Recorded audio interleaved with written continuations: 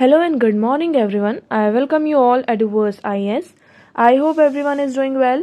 So, today is 16th April 2024, and we are going to discuss important news and articles from The Hindu newspaper. So, let's see what important news we got today to discuss. But before starting the video, for PDF, join Telegram channel Eduverse IS. Link आपको description box में provided है. Make sure video को and तक देखें so that सारी important news आपकी यहाँ पर कवर हो. तो चलिए स्टार्ट करते हैं और देखते हैं आज हमें क्या क्या डिस्कस करना है. Okay, so now the first article is India to get above normal monsoon rainfall IMD. तो यहाँ पर इंडियन मेट्रोलॉजिकल डिपार्टमेंट ने फोरकास्ट किया है कि इस साल की हम बात करते हैं जून टू सितंबर में इंडिया का जो मानसून रहेगा इट विल बी 6%. मतलब कि जो हमारा मोर देन एनुअल एवरेज होता है 87 सेंटीमीटर ड्यूरिंग दीज मंथ्स, तो इतना हमारा यहाँ पर एनुअल रहेगा. So a long period average of the southwest monsoon rainfall June to September from 1971 to 2020 is 87 centimetre. अगर हम बात करते हैं साउथ वेस्ट मानसून की जून से लेकर सितंबर तक में, तो जो लॉन्ग पीरियड एवरेज मतलब कि हमारा जो LPA है, जो मिनिमम हम एक बात करते हैं कि इतना यहाँ पर हमारे यहाँ इतनी बारिश होती है, जो एवरेज हम एक बारिश की बात करते हैं, so it is 87% from 1971 to 2020. So this year also it is expected to be like this. So this year the IMD has predicted that the rainfall will be 106% of the LPA. So rainfall over the country as a whole during June to September 2023 was 82%. 82%, 94% of LPA. तो यहाँ पर हम बात करते हैं last year की बात करते हैं 2023 की, तो 2023 में हमारा कितना था 82% यहाँ पर था. अभी ये हम बात कर रहे थे कि इस साल तो हमने लास्ट ईयर हमने क्या देखा था, अल नीनो देखा था, है ना, जिसमें a warming of the central Pacific and usually link to the diminished rainfall in India. जिसमें क्या होता है, जो आपका पैसिफिक सेंट्रल पैसिफिक ओशन होता है वो वार्म हो जाता है अल नीनो में, जिसके कारण जो इंडियन का रेनफॉल है वो यहाँ पर डिमिनिश हो जाता है, और जिसके कारण यहाँ पर ये कहा जा रहा है कि इंडिया शायद इस साल 6% तक होगा. लेकिन अब इस साल ये प्रोग्रेस कहा जा रहा है कि this year the El Nino has not yet fully faded but is expected to do so by June and progress to La Nina. तो अब देखिए लास्ट ईयर आपका अल नीनो चल रहा था, अब यहाँ पे ला नीना आने वाला है. तो अभी अल नीनो पूरी तरीके से यहाँ पर आपका फेड नहीं हुआ है ना, लेकिन ये एक्सपेक्टेड है, हम ऐसा एक्सपेक्ट कर रहे हैं कि जून तक में शायद यहाँ पर ये फेड हो जाए और ला नीना यहाँ पे प्रोग्रेस में आ जाए. Okay, so a conversion of cooling effect that is usually linked to surplus rainfall by the second half of the monsoon. तो यहाँ पर हम बात कर रहे हैं अगर ला नीना आएगा तो आपका किस में कन्वर्जन होगा, कूलिंग इफेक्ट आएगा.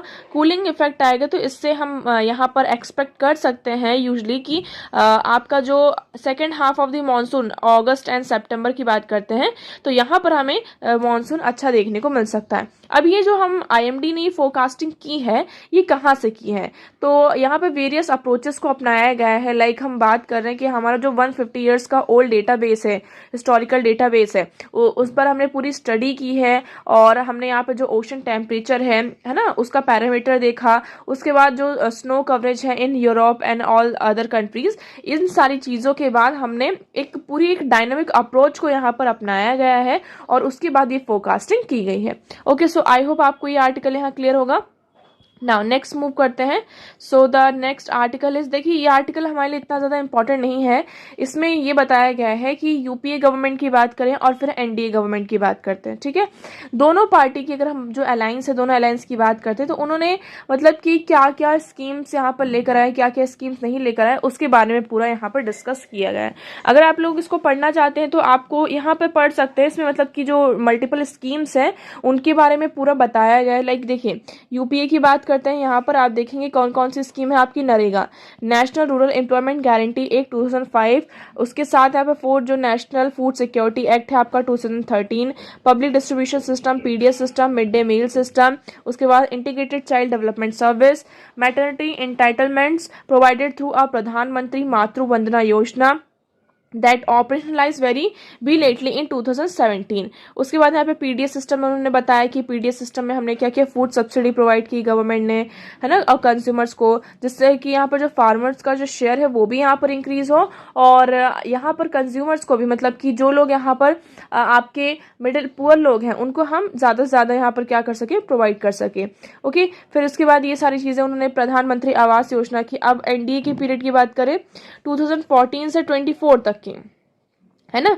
सो एनडीए में हम बात करें कि 2014 से 2024 तक की भारतीय जनता पार्टी, जिसमें हम बात करते हैं स्वच्छ भारत अभियान की, 2014 में प्रधानमंत्री आवास योजना अर्बन 2015 में आता है, फिर प्रधानमंत्री आवास योजना आपका रूरल एरिया के लिए भी आता है। उसके बाद पीएम किसान सम्मान निधि, आयुष्मान भारत इनिशिएटेड इन 2018, जल जीवन मिशन 2019। तो टोटल बजट यहाँ पे आयुष्मान भारत के लिए यहाँ पे 32,000 करोड़ रुपीस का अनाउंस हुआ था, आप सभी को ये पता होगा। तो देखिए ये स्कीम्स हैं, यहाँ से आपको एक बेनिफिट ये मिल सकता है कि जितनी भी आपकी स्कीम्स हैं वो एक साथ मिल गई हैं, और आप इन स्कीम्स को क्या कर सकते हैं, एक बार गो थ्रू कर सकते हैं, क्योंकि ये सारी स्कीम्स न्यूज़ में रहती ही हैं, और आपके लिए रिवीजन के लिए बेस्ट है कि यहाँ से आपकी टोटल सारी स्कीम्स मिल जाएंगी और आप यहाँ से रिवाइज कर सकते हैं। तो इसमें सिर्फ इतना ही है कि कौन कौन सी, जैसे कि आपका पीएम पोषण पीडीएस सिस्टम जो प्रधानमंत्री गरीब कल्याण योजना के अंदर आया था, तो उसके अंदर हम क्या पीएम पोषण फिर हमारा आता है। ओके, एलपीजी सब्सिडी यहाँ पर प्रोवाइड की गई है, जिससे कि हम क्या कर सकें, जो पीएम किसान है उनको और ज़्यादा बेनिफिट और प्रोवाइड कर सकें। तो ये सारी चीज़ें इस आर्टिकल में, इतना ज़्यादा कुछ भी नहीं है। ओके, सो नाउ नेक्स्ट बात करते हैं। नेक्स्ट आर्टिकल इज, ये थोड़ा सा आपके लिए इंपॉर्टेंट हो जाता है, ऑल्दो हमने इसको ऑलरेडी डिस्कस किया हुआ है। So new data law a barrier to journalist free speech, आपका 2023 अगस्त की बात करते हैं। आप सभी ने यहाँ पर, हम किसकी बात कर रहे हैं, digital personal data protection act की, डिजिटल पर्सनल डेटा प्रोटेक्शन। अब इस आर्टिकल में, इस एक्ट में, ये आपका एक्ट आता है कब, 2023 अगस्त में। इसको बहुत ज़्यादा क्रिटिसाइज भी किया जाता है, बहुत सारी चीज़ें होती हैं, बट ये एक्ट आपका यहाँ पर आ चुका है ना। It provide a basic rights such as access to and erasures of data, places some obligations on companies and establishes a complaints body for grievances redressal. However, the law might have an invisible impact on journalist free speech. अब देखिए, इसने हमें बहुत सारी चीज़ें provide करी इस act ने, लाइक यहाँ पर उन्होंने हमारे जो बेसिक राइट्स हैं उसको एक्सेस करने की बात की, और कंपनीज को भी यहाँ की कौन आपका डेटा यहाँ पे एक्सेस कर सकता है, कौन एक्सेस नहीं कर सकता है। अगर कंपनीज वगैरह में यहाँ पर अगर कोई प्रॉब्लम होती है, कुछ ऑब्लिगेशंस यहाँ पर फॉलो नहीं किए जाते हैं, so you have a body, complaint body होगी ग्रीवेंस रिड्रेसल के लिए।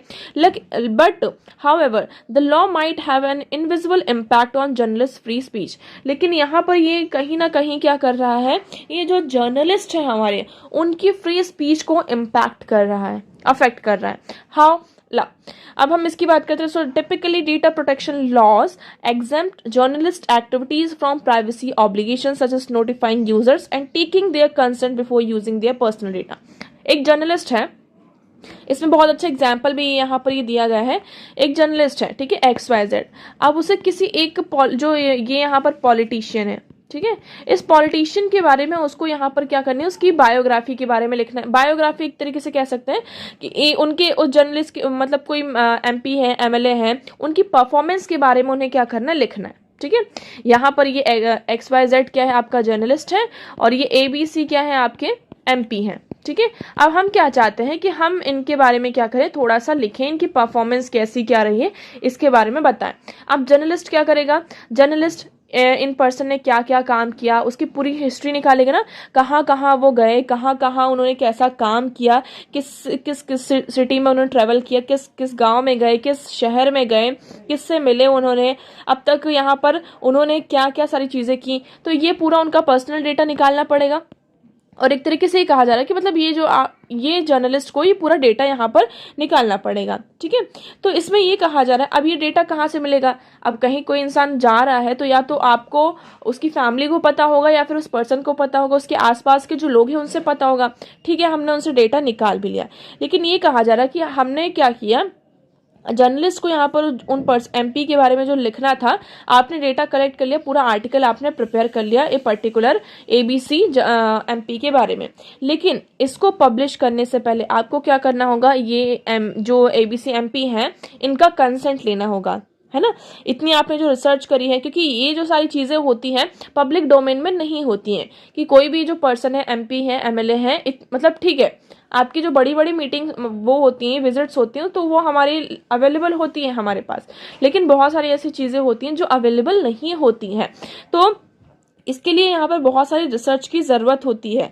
तो अगर हम बात करते हैं, so all this information about MP is there personal data. अब इसमें ये कहा जा रहा है कि आपने ये जो सारी चीज़ें की है ना, ये क्या है, उस एमपी का पर्सनल डेटा है, which data protected under DPDP act. जो ये जो डेटा है इसको यहाँ पर उन्होंने प्रोटेक्ट करके रखा है किस एक्ट के अंदर, आपका जो डीपीडीपी एक्ट 2023 है। सो consequently any journalist who wishes to use this data will have to get their consent before publishing the story।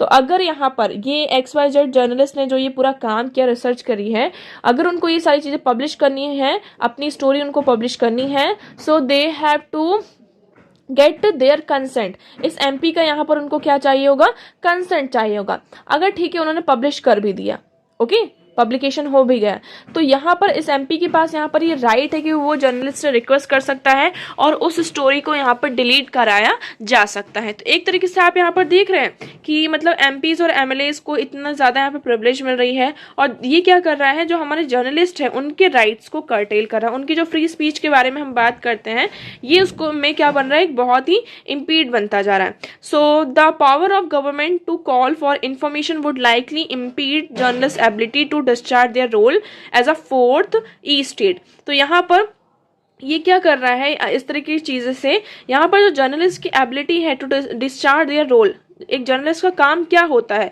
तो उसके काम में एक तरीके से क्या बनता जा रहा है, इम्पीड करता जा रहा है। इम्पीड मतलब एक तरीके का हिंडर बन रहा है ना, ऑफ होल्डिंग स्टेट्स अकाउंटेबल। अब अगर किसी भी स्टेट को, किसी भी गवर्नमेंट को अकाउंटेबल बनाना है, तो इसमें सबसे बड़ा जो रोल होता है किसका होता है, आपके जर्नलिस्ट का होता है, मीडिया का होता है यहाँ पर, राइट।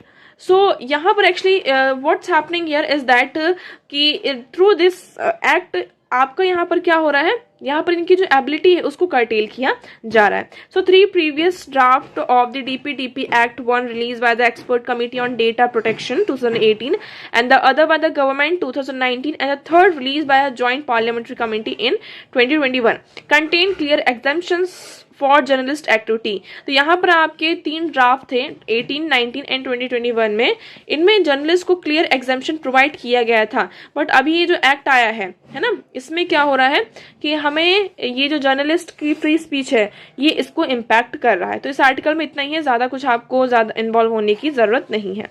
नाउ नेक्स्ट आर्टिकल है, इस आर्टिकल में कुछ फैक्ट्स हैं, आप लोगों को ये याद रखना है, और ये आर्टिकल बहुत ज़्यादा आपके लिए थोड़ा सा इंपॉर्टेंट हो जाता है। और आज का हमारा ये लास्ट आर्टिकल है, आगे न्यूज़पेपर में आप देखेंगे ऐसा कुछ भी इंपॉर्टेंट आर्टिकल नहीं है जो एग्जाम पर्सपेक्टिव से हमारे लिए इंपॉर्टेंट हो। Okay, now we are talking about here Arctic imperative.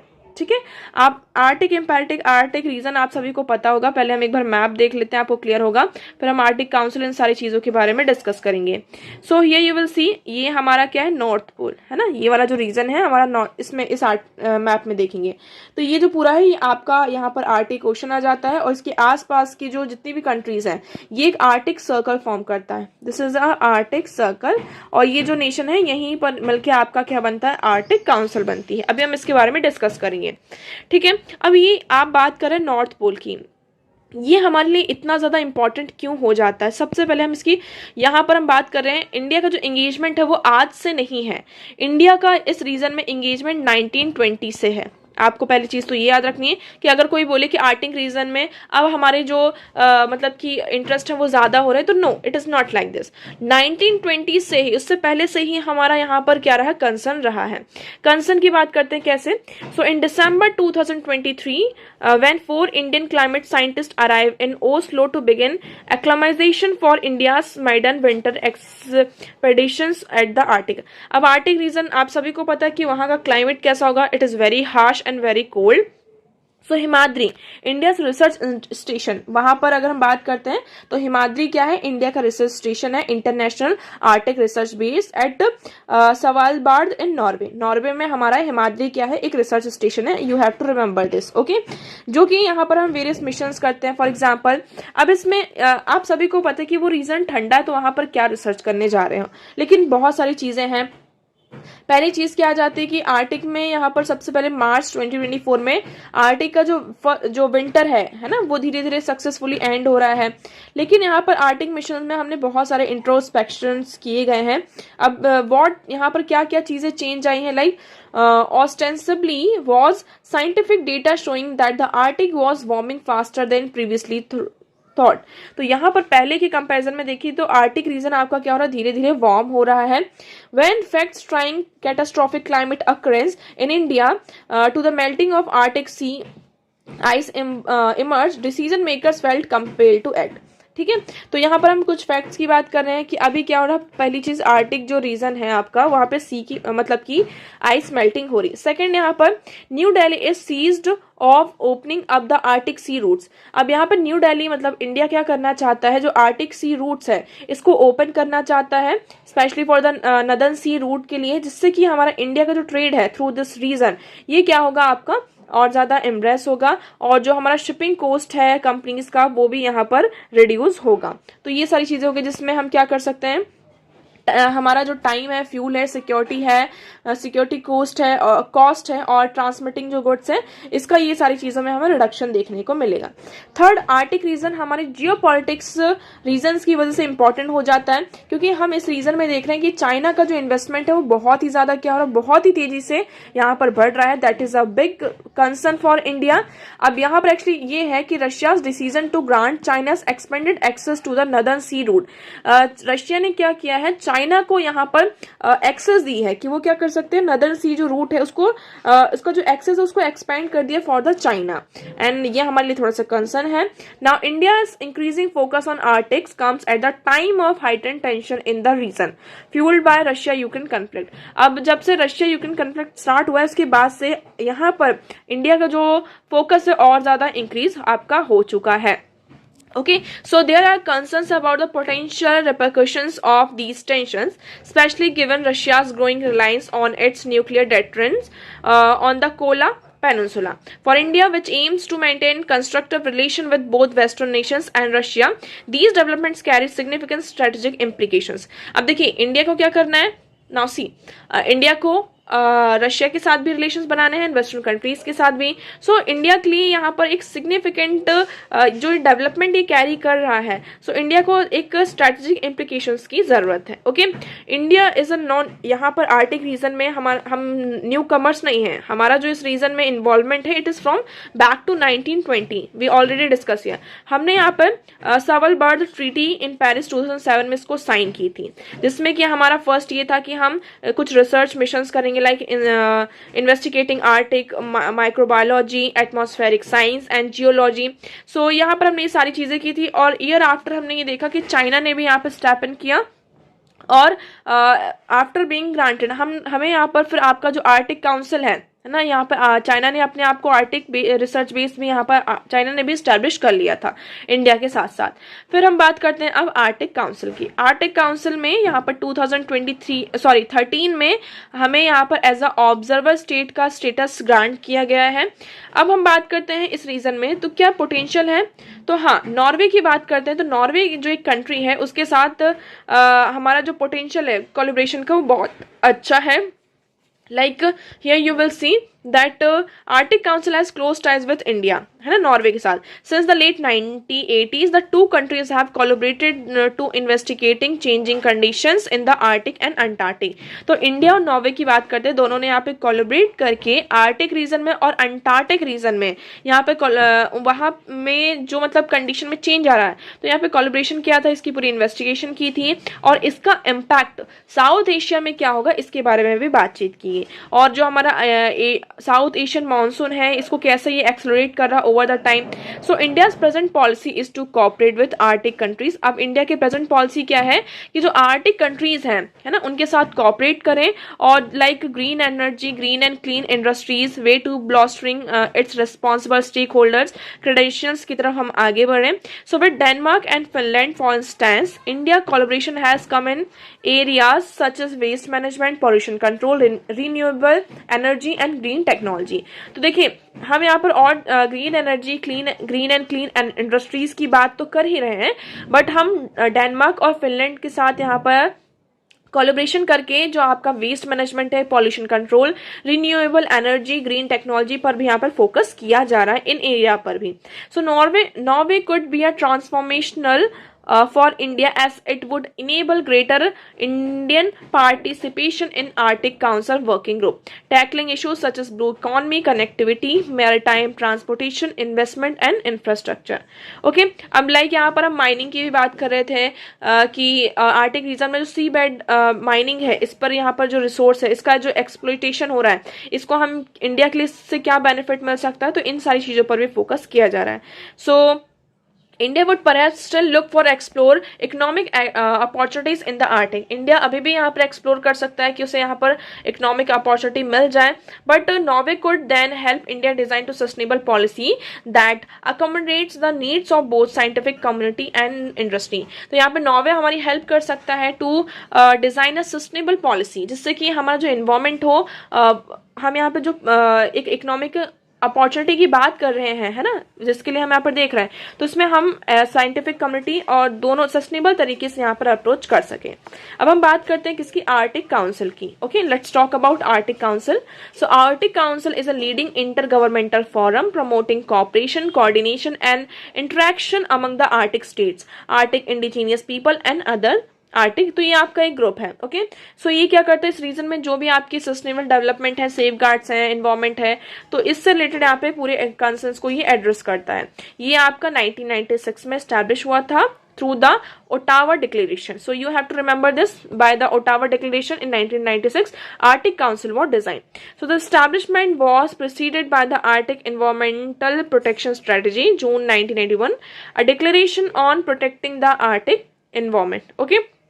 So members की बात करते हैं, there are total 8 members which include Canada, Denmark, Finland, Iceland, Norway, Russia, Sweden and the US. Okay, all Arctic council decision require consensus of the 8 Arctic states happen in consultation with the permanent participants. तो अगर कुछ भी यहाँ पर change हो रहा है, कोई भी डिसीजन लिया जा रहा है, तो इन 8 आर्टिक मेंबर्स का यहाँ पर कंसेंस हमें चाहिए. Okay, now next is permanent participants की बात करते हैं. 6 organizations representing the indigenous people of the Arctic region have been granted the status of permanent participants. अब permanent participants का status किसको provide किया गया है? इस Arctic region में 6 आपके ऐसे organizations हैं जहां पर indigenous people का representation है, तो they are permanent participants. Observer status की बात करते हैं. So observer status is granted to entities that support the objective of Arctic Council. हम ऑब्जर्वर स्टेटस कब प्रोवाइड करते हैं, जैसे कि कोई भी ऑर्गेनाइजेशन है, तो उनके जो ऑब्जेक्टिव्स हैं उसको अचीव करने में यहाँ पर क्या करते हैं, सपोर्ट करते हैं. तो उन स्टेट्स को हम क्या करते हैं, यहाँ पर we provide a observer status. So have demonstrated capabilities including the ability to make financial contribution. Okay, so 13 countries including India are the observer state. 13 intergovernmental and interparliamentary organization भी हैं. 12 non-governmental organization है. 2013 में India को as a observer status provide किया गया था. So what does Arctic council do, अभी हमने इसकी बात करी. So the Arctic council can not implement enforce its guideline, assessment and recommendations. The responsibility belong to individual Arctic states and international bodies. So Arctic council mandate exclude military security. Okay, so it has no programming budget. Arctic states sponsor all projects और initiative. Some projects also receive support from other entities. तो यहाँ पर ऐसा कुछ नहीं है कि मतलब इन चीज़ों को इन्फोर्स किया जाता है. यहाँ पर जो इंडिविजुअली क्या होता है, आर्टिक स्टेट्स हैं यहाँ पर रिस्पॉन्सिबिलिटी यहाँ पर लेते हैं और इंटरनेशनल बॉडीज यहाँ पर आपकी होती हैं. ओके, सो आई होप आपको ये पूरा यहाँ पे क्लियर होगा. ओके, और हम नॉर्वे का एक बार लोकेशन देख लेते हैं, जैसे कि अभी इसके बारे में बात हो रही थी. तो आप ये वर्ल्ड मैप देखेंगे, हियर आप ऊपर जाएंगे तो ये आपको यहाँ पर नॉर्वे दिखाई देगा. ओके, सो आई होप आपको ये क्लियर होगा। तो आज के न्यूज़पेपर में इतने ही इंपॉर्टेंट आर्टिकल्स थे। मैं उम्मीद करती हूँ आपको सारी चीज़ें क्लियर होंगी, but still if you have any doubt you can ask in comment section. Video कैसा लगा एक बार कमेंट सेक्शन में ज़रूर बताइएगा। अगर वीडियो पसंद आया हो तो एक लाइक करना, चैनल को सब्सक्राइब, कॉमेंट करना ना भूलें। So that for all today, thank you so much for discussion.